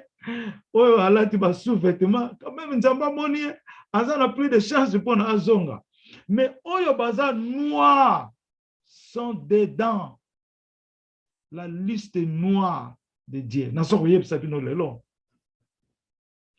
oyo ba monani te babimi noir ce sont des mourants bakomona ka Jésus te bakomona ka Jésus te. Donc les trois systèmes premier un logo zo protéger bango c'est la parole qui leur protège nzamba zo mona bango token à deux moi si ça va mais ce qui va oyena na kati ya royaume boba mona na basu ben est-ce que yo mona ça normal ça normal te mobali totalement ni donc mobali pas ça fini donc veut impudicité pour nzambe azali saint akotikala ka saint muta olongola sainteté ya nzambe akozalaka te yango na photo ngai na respecta na zaka na bato msusu ekana bengi bona telefone alobi papa zelaka na lata kitambala akosolo na yo boye te ba msusu nga mutu na nga bandaka lezalaka na kitambala na longola ngo te mpona nzambe na ngai. Voilà les gens oyo bazomona na logo na biso eza bango wana avec beaucoup de quand na téléphone obengi papa zelazela asa yembi téléphone ayebaki te nakobenga yembi papa zelazela nakokoso na yo boye te nazofuka mafoko kitambala eza na mutu me nga naza wana te nazana na molimo nayebi bino bien nayebi oyo balobaka na nga oyo babangaka nayebi bino bien ozomona bawana nde baza logo eza parole ya nzambe bombi bino ozo comprendre liloba ya nzambe bombi bino ozomona donc oyo suka faut te faire attention.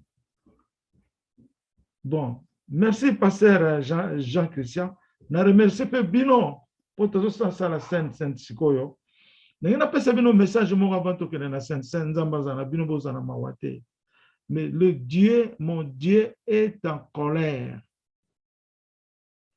nzambe kanda oyo azo ravager mukilo yo kanda wana pe ezo kota na royaume na trois catégories wana oyo yaki na logo oyo wana nde nzamba bombiye azolanda liteyani malamu oyo sikoyo baye na position ya nudité na position demi nudité bango na pe nzambe alobi na bango bo changer bozala malamu tosambela mpona ba couple na biso tozala biso nyonso bien na bienveillance nzambe.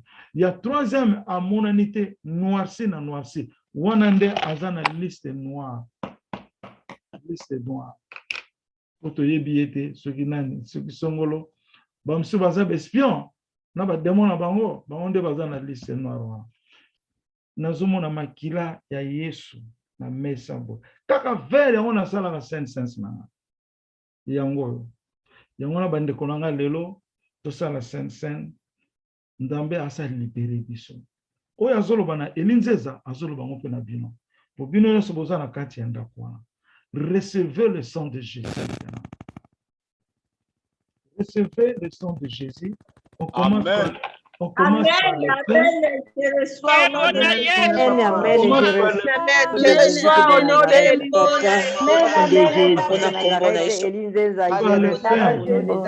Elinzeza. On commence par le pain. Tant que salaki cérémonie ya sainte oyo nazuli pana bénir Seigneur na moni mokili nyonso eyaki kofanda na lipa oyo. Amen. Mokili nyonso bazosala sainte donc sainte ekosalaka émission donc sanctuaire ya tabernacle nzambe na kati ya mokili mobimba oyo oyo Yesu alobi nakolia yango sikoyo te bapaster na nga bayebi nakolia yango sikoyo te j'entendrai quand je reviendrai nde nakosala na bino sainte ntango ye asali na biso sainte alobi faites ça presque chaque jour bosalaka sainte presque chaque jour. Amen. On a nde asalaki yango na biso lelo aye kopesa biso pardon le sang de Jésus na mona on a vers au nom de Jésus-Christ yango oyo nde sang oyo nde elimbisi biso na Congo nde to porter sang oyo na kati na biso Au nom de Jésus-Christ. Tokobandakulia lipa. Liboso. Au nom de Jésus-Christ. Saint-Père, qui est notre symbole. C'est ton corps à nous, que nous soyons un aujourd'hui en toi. C'est le corps sanctifié qui nous est parvenu par ton amour, par la parole que tu as adressée sur la table entre toi et tes apôtres. La parole que tu as adressée, que tu as béni ce monde par ton sacrifice, par la rédemption du sang. Là, dans le sang, il y a le Rédempteur. Et ce corps qui vient, notre corps ensemble, nous portons ton corps, le corps de l'Église de Jésus-Christ sur la terre des vivants. Que ce corps devienne en nous, en toi, en nous ensemble. Et nous prenons encore ce sang qui représente, ce vin qui représente ton sang pire que je vis aujourd'hui, le sang de l'agneau sacré immolé. Que ce sang aujourd'hui nous rende la grâce en nous pardonnant tout entière, moi et tes enfants, ton ensemble, à travers le monde, et ceux qui t'adorent au nom de Jésus-Christ, dans le cœur du Seigneur, le Dieu le Tout-Puissant, que nous soyons sauvés par tes meurtrissures qui représentent ce sang. Aujourd'hui, nous sommes sauvés. Nakombona Yesu. Amen. Amen. Amen. Amen. Amen.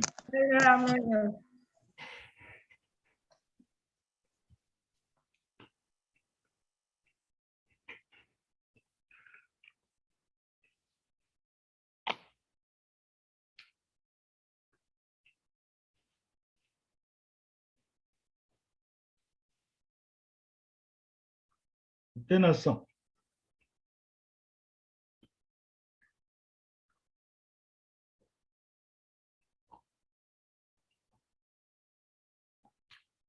Alléluia.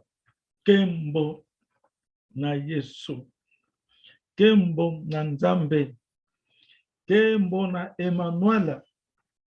Kembo na Bana Royaume. Amen.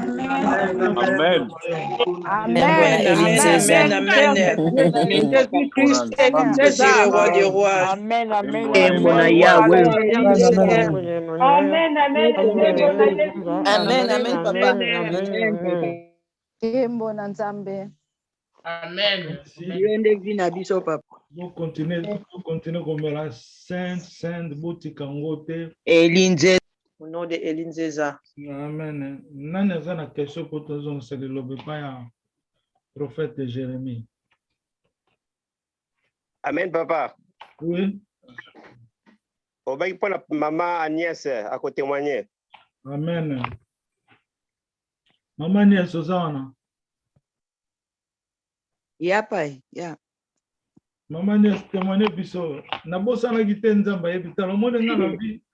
Nani aza na likambo alingi. Pona yebi ke ezolo balanga na motema na likambo ko tikali nzamba zolo banga tuna nani aza na likambo.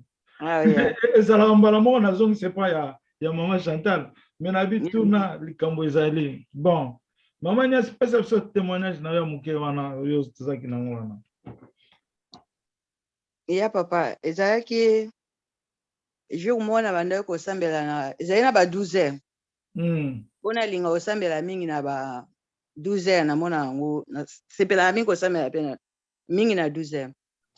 Pardon papa, pardon. Merci pour na liloba opesi ngai. Merci le roi divin, l'homme du jour, l'homme du moment. Merci papa Eline Zéza. Merci papa, merci na liloba opesi ngai. Merci na ba prince na ba princesse nyonso na kati ya royaume. Merci papa. Ezali jour mona zo sambela. Ezakala mingi te na si ba 10 semaines boy. Na banda prier, nazo ko adorer Jésus. Nazo ko adorer na lobi Nzambe ya na lobi Jésus Christ papa na biso Eline Zéza. Nazo lobaka Emmanuel David le roi divin l'homme du jour l'homme du moment na prier na sina lekai na ngai tape wana. Mbala moko na yoki Nzamba zongi singa sikone sika na ngai. Alobi na nga wana sina prier na leki. Alobi na nga pona nini o koloba kaka Eline Zéza te mais yozoloba o tcheli susu kombo ya Nzambe ou bien Jésus Christ. Alobi ata olobi kombo ya Eli. Olobi kaka kombo Eline Zéza. Eza mbala moko eza malamu. oloba kombo ya Nzambe, oloba kombo ya Jésus Christ, eza ndenge moko. Ata olobi kombo ya Elinzeza. Nga sikoyo namonaki yango namoni yango sikoyo. Bon, nakamwaki te, po deja tomonaka makambo wana ndenge ezali, nakamwaki te, mais nalobi kaka, nasengai pardon na papa. Esila lobi nanga, omoni nde bomona Eli wana, bolinga ye. Azotia lokwa biso nyosa en général. Bolinga ye te. Nga nde mutu na pona ye. Yenda akokamba bino. Akokamba bino nyonso. Bokoloba na kombo na ye. Wana siko Nzambe azoloba nanga. Bokoloba na kombo ya Elinzeza. Bino nyonso. Bon.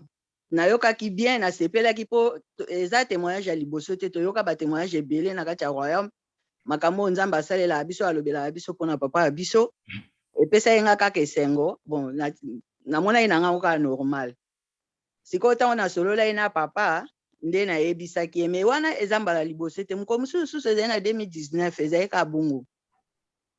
Aza obetela nga lisolo ya na bana ko prier ka na 12h. Nde ka na kota komba papa Nzambe ya Elinzeza boye.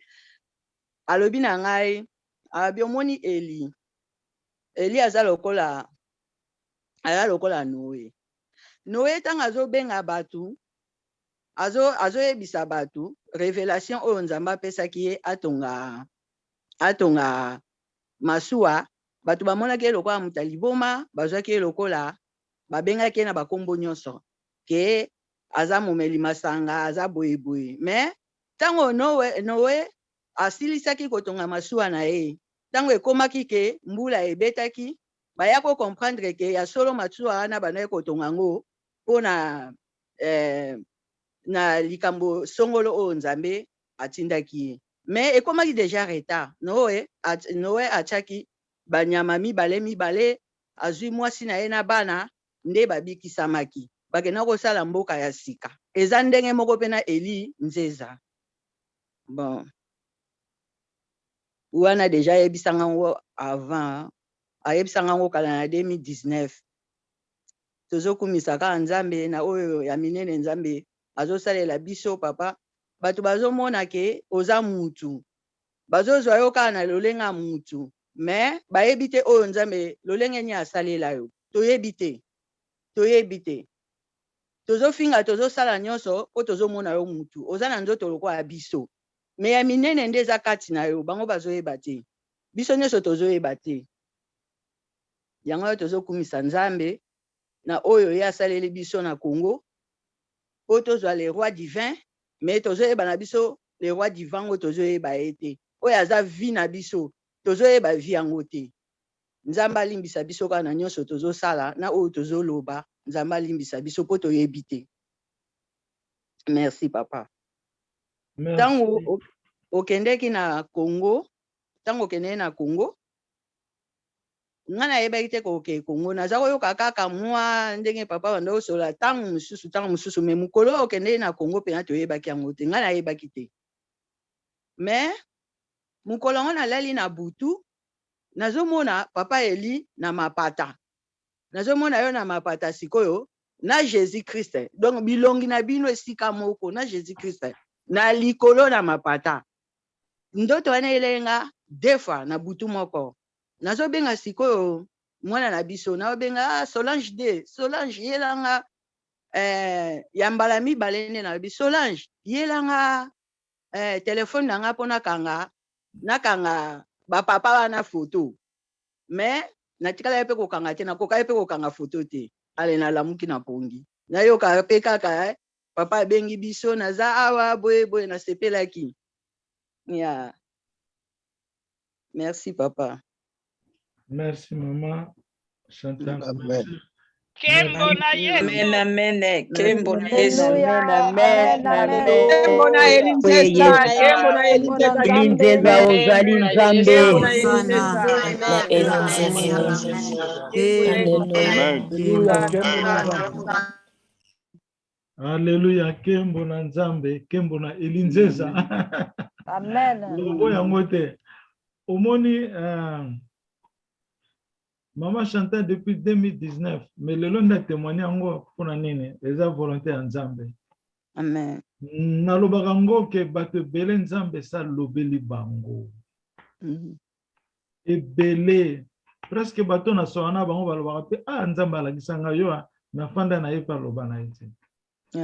Ozomona mais eloko eza ya malamu na yebisa yo ata soko lobi te mais soko ndimi ye tango Nzambe yebisa oza sauvé. Amen. Tango ndimi ye ondimi Emmanuel oza sauvé. Ata Emmanuel amoni yo te mais tango ndimi ye Nzambe papa na nga moni yo déjà. Amen papa. Oza sauvé. Parce que Nzambe akotisa ngo na mitema ya bana na ye. Amen. Au passer moko ta koko no prêcher a toucher mitema ya bato nyonso soki eza Nzambe moko te.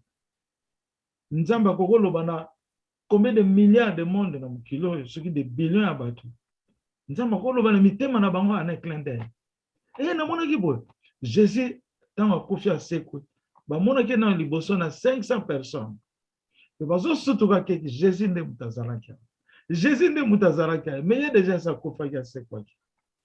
Ozomona donc makambo Nzambe eza nango mystère. En tout cas eza pasi Nzambe yemoka lobaka po bato bandima oza Nzambe eza facile eza pasi. Mais témoignage nde ekokisaka likambo Nzambe témoignage. Omoni mama lobi amoni yango deux fois na butu wana. Deux fois ezolo soki likambo répété deux fois elingo loba Nzambe muto a accédé yango ndenge ezolobela biso na Genèse 41 verset 32. Ce que likambo répété deux fois, Nzambe muto a accédé yango. Sinon te bokokene na catégorie ya noir. Bokokene na catégorie ya noir. Ozomona oya première ya logo wana eza ba genre ya ba papa koko. Donc azolanda na ya enseignement kaka. Enseignement azana ntina benga ngate na sambela. Jamais benganga na sambela pona ye abenganga te abenganga kaka pa yebisanga makambo aza nango mais ye wana tala za sauvé malade yake na kutunisi ngana bisaki ye continue ka prière kaka poto Nzambe azotala mitema na biso ozomona mais en tout cas eza esengo mingi pona na mukolo lelo yango langa nalobaki mikolo yo eza kaka témoignage mikolo tozolakisa monene ya royaume. Muta azo maltraité bino, azo kisa bino soni, azo kisa ngape soni, azo kisa papa na soni. Mais muta koko jo kisa biso soni azate. Po bino bozana kati ya les champions donc ya nyoso. Donc bozana na bino intimidité muta komela yo makambo salité alobine bo banga ngote. Ba mona o eza ko manifester lelo. Les drapeaux noirs ezana likolo, drapeau noir. Drapeau noir. Ezo pepa boy. Cimetière, ba vidéo oh na lobi mingi na 2020. Le Seigneur me parle de cimetière. Le Seigneur yangoyo cimetière. Mukilo cimetière tozako kolongola na ba tracteur tozo longola ba béton ali mukili ya sika e ya ko remplacer. Alpha et l'Oméga, le commencement et la fin. Nakanisi to. Amen. Kembon na Elinze. Amen. Amen. Amen. Allô, papa. Amen. Kembo na Elinze. Allô, papa. Oui. Maman Chantal. Amen, maman Nangaboni. C'est juste ça va. Papa, ça va. Nena pe sera témoignage mi balé. Amen. Est-ce que vous permettez un gars? Oui, maman, l'obana yote. Et bon, merci papa Liloba. Merci papa pour ça Liloba. Shalom peuple dédié. Nazaka na ba témoignage mi balé na pesa. Bile na zoya pona zwa. Train, batino se tu baye bi na gare na bisa munene na Montparnasse. Ngabi a trajet za mulai, il faut na kotana nuna. C'est le pain de bandé pour se soulager. La koti na kei, si kota on a si na zui papier pour na fongola poignée ya porte à toilette. Na qui voit ya papa lobi, sois sans crainte. Je suis avec toi. Na kumisi nzambe, na zui papier na boaki. Na bimi mbara moko na ye na ngana zui train. siko tout à l'heure na ba prière on azala komi tumisa mangabi ba raison mobulu boendenge nini na kota bozo kata nabi papa na besoin na la prière pardon papa na posana na prière maman yo place ozali olobi maman Chantal penza place avandi réseau ezotungisa ye aza mbala na moni ekati lisusu abi o Seigneur ezozonga na ndenge na sisima te ya papa eke lisusu te nakumisi Nzambe oyoki ngai. Merci papa. Amen, amen, maman. Alléluia. Mona Yesu, Mona Elizeza. Nalobaki yango ya solo ngabi namoni rejeso zotungisa ya metango nalobaki kaka ndenge wana esili mbala moko. Ozomona ebundisi me oui, ebundisi nga benza. Ebundisi ke makasi. Makasi. Ozomona bato bazoyebanga te base belo bino bozoyebanga. Merci papa. Bongo ya 113 nayoki vraiment bien te. À 113 te ya lobby ezaki lobby ntango nazoya mpo nazwa trenga lobby trajet eza molai avant nakende nakota nanu na nakende kosesoulage na batoilette oyo ezalaka na gare kobima nazobima nazwi sikoyo papier mpo nafongola poignet ya porte mpo porte ya toilette nabima sikoyo nayoki voi olobi soit sans crainte je suis avec toi. Moko nazwi papier na bwaki na kumisi Nzambe. Alléluia. Oyokaki ndenge nayebisa saki yo avant voyager. Oui, sans crainte, oui. Amen, amen. C'est ça, papa. Amen. Papa bolimbis na ba moi miracle moko esalamaki le 30 na ndaku. Na bana ko méditer mais ça miracle moko esalamaki tiko tak. Tango banda ko sambela. Poko nanga azalaki na ndaku papa na sengi merci mingi ndongo tiki nga na loba. Merci pour na opesa nga parole na loba. Ngai mwana yo papa. Merci mingi, merci pour na bana na Nzambe. Shalom shalom. Papa nazaki na problème à moi nazaki na hôpital. Asalaki ni crise ya AVC. Mais na mandaye ko bondela. Ta on a bengi na ziote. Moi nazaki na hôpital pendant 7 jours balobi nanga moi na côté zate. Ngana bi problème ezate so ngana akota te elinze za kokota kuna na kati nazwaki kaka ba message oyo tindaka ya prière na tindelaki mwana nayebisi mwana tanga kango prière kango mwana pe abandaki kotanga tanga sisi kotanga otanga ake kosala ba contrôle bayebisi AVC na yo esili babimisi mwana aye ko vendre pa na ngai pendant une semaine. Alors ayaki na mwana na ye ya muke ya 2 ans et demi. Mwana ngo siko le 30 juillet oyo zaki vendredi passé le vendredi le 30 juillet. Tango tozo sambela mwana ngo aye pa na nga mwana ya 2 ans et demi. Papa mwana wana alobaka te mwana 2 ans et demi mwana zoloba te to sali examen so mwana alobaka te akria kaka. Babi na biso mwana za na otite tokena na balogopede bandenge nyonso na bisi papa na ekota na royaume o royaume na bino wana ngabi problème za tenga na za na royaume papa miracle salamaki le 30 papa langa papa mwana gangi papa mwana lobi papa ta una memi mwana nazaki na caméra tango zo sambela papa il est là papa mwana na yo azalia papa mwana mama gangi daddy papa. Alléluia, alléluia. Mbona Yesu, mbona Yesu.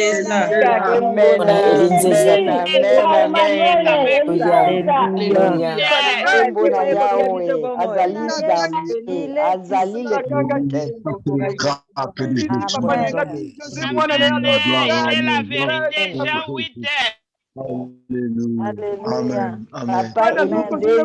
le créateur. Nakangi kaka mwana papa nazo trembler na bi papa na ngana mwelo kuna pesa yote 2 ans et demi mwana lobaka te mwana kangi daddy ngana bi feza na anglais wala za papa na gangi gabi José mwana na ya gangi azo loba abi apo abi na mama continue ko loba mwana azoganga kaka dadi dadi papa etikali tilelo kaka dadi na munoko mwana dadi dadi Kembo na Yesu. na pesa yo nini papa na ngai dadi wana eza elinzenza azalaki liboso na yo Azali papa kobenga nde papa Elinzenza. Papa Elinzenza, il est le créateur. Il est le créateur. C'est lui Daddy. C'est lui Daddy le créateur. dadi kabi o papa elinzenza nalobaki mwana aza liboso na yo papa ntango ozosambela nalobi papa mwana aza liboso na yo mwana ngangi dadi dadi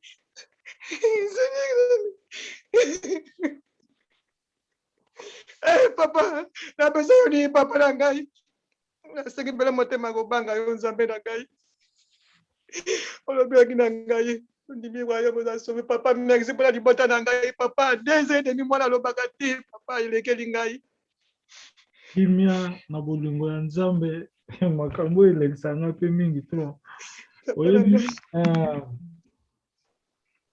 eloko nga nakoloba 2 semaines nyonso eleki 2 mikolo nyonso motema yango ezoloba benga sacré nazobenga nazoka posa na ye naso nazoka posa na ye me nazokoka te tellement mosuni oko kodivise yango te papa na nga nde aza kuna epai na yo amen amen yango wana papa na nga alobaki ye akosala makambo eza difficile nde bakoyebaki akobrie lokola libanga na mokili oyo continue kaka kozala na aspect spirituel wana mama nzambe aza na biso nyonso yango wana alobaki mikolo oyo eza mikolo ya batémoignage mikolo ya batémoignage ozomona totei moke toparle du témoignage ozomona Allô papa.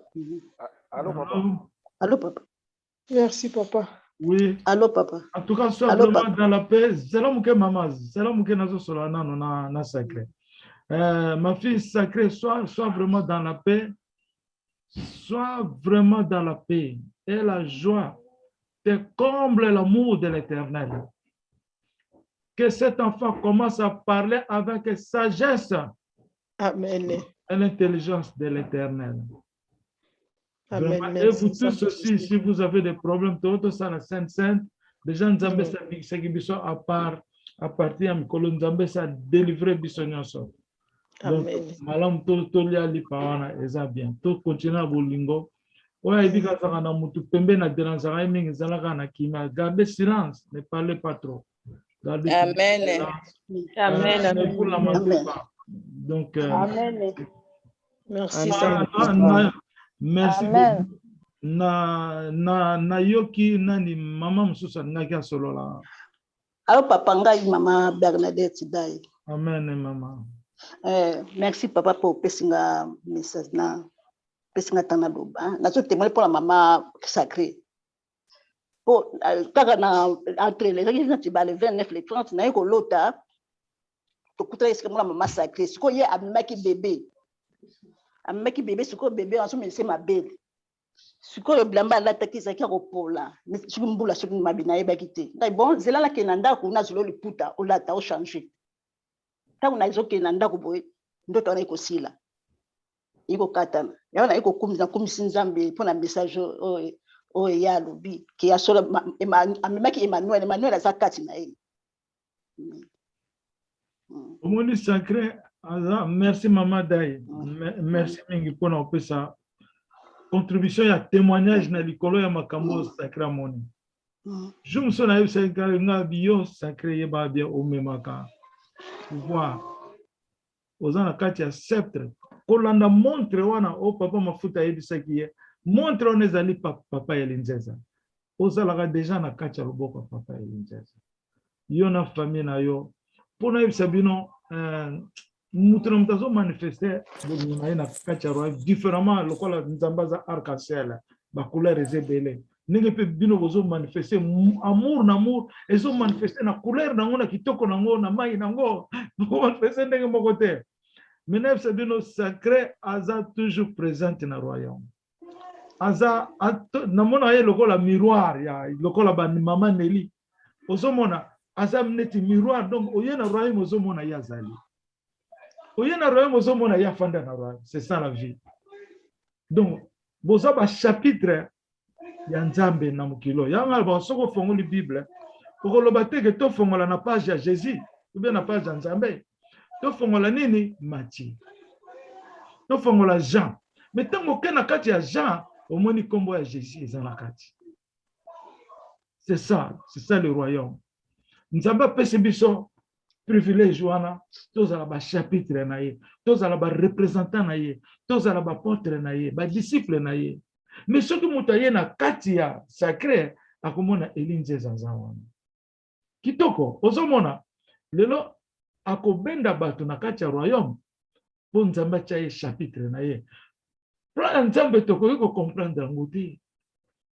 Mais ntango tobandi likambo osika oyo bafandi ti lelo bana mitema ya nzambe mingi bakeke mingi bakei mais oyo batingami batikali mpe libela muta kolongola bango wana za susu te.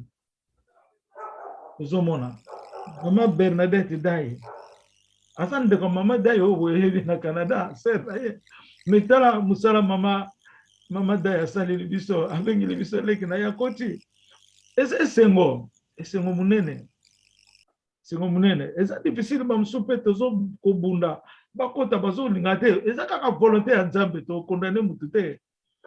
Ozomona eza mwa kitoko mwana 2 ans boteme alobaka te mwana komobenga dadi eza déjà bien. Eza même na papa moko akoyaki AVC aza koloba eloko moko te mais lelo papa nazoyemba banzembo azoyemba banzembo ezokamusa famille na ye. Donc il faut to yoka nzambe eza na eloko eza impossible ezalité tout voilà. Parole nzambe alobaki na ngai. Dans la parole, la vie est là. Il faut parler ça tout le temps. Dans la parole, la vie est là. On a révélation. Dans la parole, la vie est là. Qu'est-ce qu'est la vie? Qu'est-ce qu'est la vie? La vie, c'est la lumière des hommes. La vie, on a pesibisopema. La vie, on a tozoloba. La vie, on a makambezo. La parole. Emmanuel. Na katena ye vie qu'on appelle Jésus-Christ est là dedans. Le Père de l'éternité est là. Saint-Esprit est là. Embona nzambe. Ozomona nde yango ozomona makambo yanga baka passe koko ya ndenge nyonso ko dominer nani et comme donc problème wana est dominer yo te pour comme la faiblesse. On a au père de foi na yo. Nano komi na demenita te. Mama mbombo mobali na esa kufaki déjà. Mais alobi yo kufite c'est la parole. Au kufite c'est la parole. Ah, dans la parole la vie est là. Amen. Alléluia. Amen papa.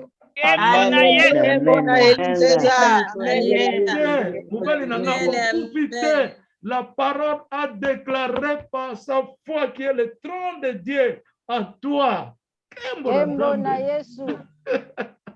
Kembo na nzambe. Biloko lelezo sala c'est la force de la parole. Ce qui a le frappé. Yo frappé, mais je frappe ici dans cette maison. Faut que mon ane na bundaka. Lelo solo na tamba kiyamba. Est-ce que ça na zokanga? Pour le micro na ye. Papa, na zoka. Ozoka, tanga na biso na moni na zo attaque. Zela na frappé. J'ai frappé. Elle avait écouté comment est-ce que j'ai frappé? Hein? Ko frappé on s'arrête hein. Ennemi ba telemelingana na liboso na lukuta na yo. Okozo frappe lelo. Tu vas voir le frappe au nom de Zoate. Moto. Awa. Ibende ya moto ezaliawa. Avec la puissance du feu et du vent. Kembo na yeso. Il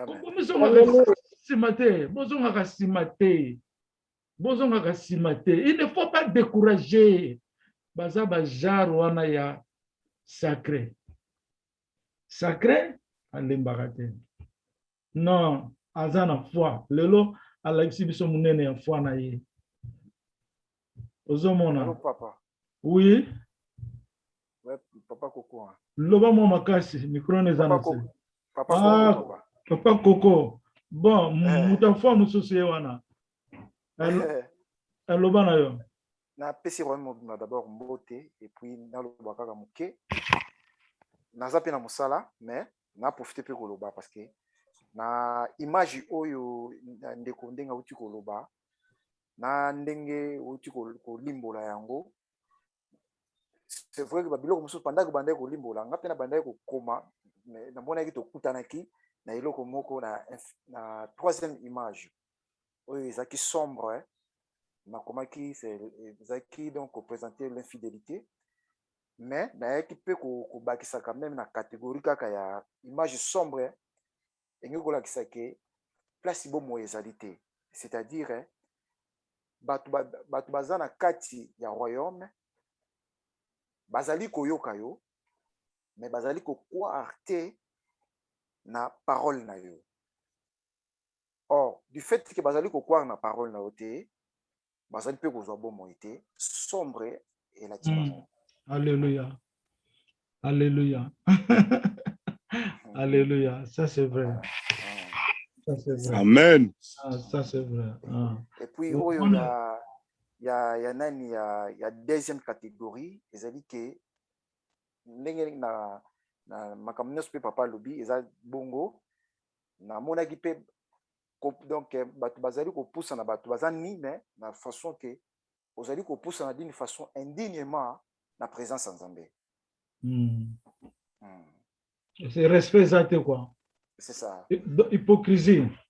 C'est ça, c'est ça. Ah, c'est ça. Sikoyo. Sikoyo nde biso nyonso ndenge toza na royaume esengeli tomituna andenge na vandi boye parmi les trois catégories naza nde wapi. Biso bato tozolanda papa Elinjeza. Donc parmi les trois catégories uti koloba wapi nga nazali nyonso akoyeba komibongisa na place ya zali. Voilà. Nasuki wana papa, merci pour na. Amen, amen. Et puis oyebelo omona kanisa kiyo espresso lo balanga mikolo eleki kala mingi to bando te ya biso. Amen. Alléluia. Embo na Elizenza. Ele na kati ya premier cristal théologien kala mingi na lobaki yango nzambe papa na nga zo kangaye. Na lobaki koko kala mingi te anga bando te ya biso. Témoignage na ya premier cristal théologien eza classe munene pona biso na kati ya royaume. Elo mso pe na ngina loba yango na koko chango na catégorie D. Pour passer na catégorie 3, cela veut dire eza néant. Donc bazate baza wana te. Akoti wana même il n'est pas là. Nzamba zo mona écoute pété. Eza longo mongo pe bino pe bokoki ko méditer ngo le susu. Tokoza susu ba certaines réponses dans les trois catégories wana. Donc catégorie 2 kolata ba sous-vêtements eza kaka pona basité mais parce que moi c'est une image église eza na mwasi mais ils ont reflété moi na mobali na moi na mwasi.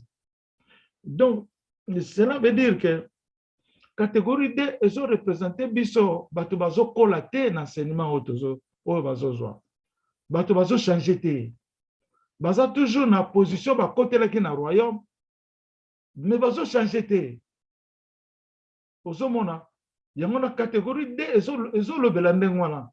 Donc il faut qu'on lata bilamba ko changer ko lata logo ya royaume pour que zonga na catégorie 1